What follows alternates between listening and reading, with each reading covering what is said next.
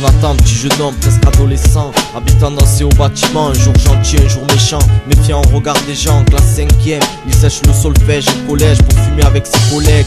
Il reçoit des mots à gogo sur son carnet de liaison pour entretenir la collision. Il est dans l'état de formation, lui aussi il fait partie du maillon. Direct liaison à son daron qu'il a laissé quand il est né. Il est réapparu une fois bien formé en passant du foyer au hall du quartier. Sa mère est recassée, un beau-père bien aisé, ça lui permet de rêver. Un petit agriculteur, engraineur amateur, plein de promesses pour conquérir la déesse. Jonathan tout de même heureux dans cette détresse, pouvoir tranquillement zapper sa jeunesse pour fabriquer sa forteresse. Tout se passait pour le mieux, il faisait des adieux, même si ses dents tenaient encore debout à force de coups. Souffrir en silence dans l'espérance qui le tient debout de nos jours. Dur parcours, c'est lourd, tout ça pour l'amour. En pleine campagne au bord de la montagne, pique Midi-Pyrénées, c'est lui l'aîné de cette famille des Antilles. Maman rentrée en France à l'âge de 13 ans, merci grand-mère, sinon elle serait née dans la misère. Même si elle est belle leur terre, sortie du collège, toujours dans le manège de la scolarité où les enfants sont formatés comme des ordinateurs ou des horodateurs, prêts à payer et à donner des voix à leurs auteurs. Rester assis dans une salle enfermé à écouter un con parler.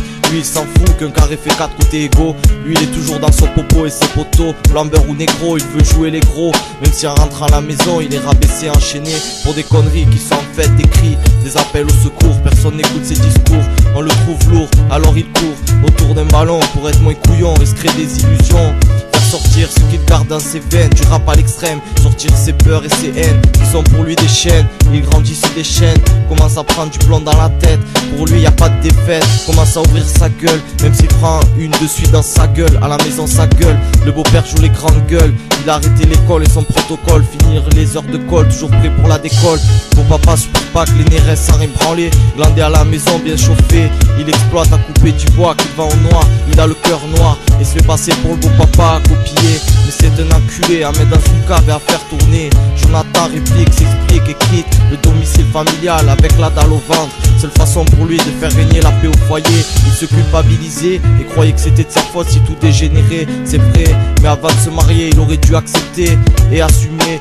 De la rue à la légion étrangère, tout dégénère. Seul refuge sa grand-mère qui l'élève avec respect. C'était pas le pied mais il pouvait dormir et manger et être apprécié pour ce qu'il est.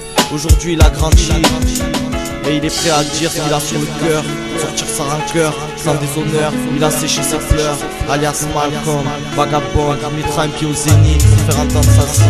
Pour lui et sa clique, t'inquiète pas il sera là. T'inquiète pas il sera là.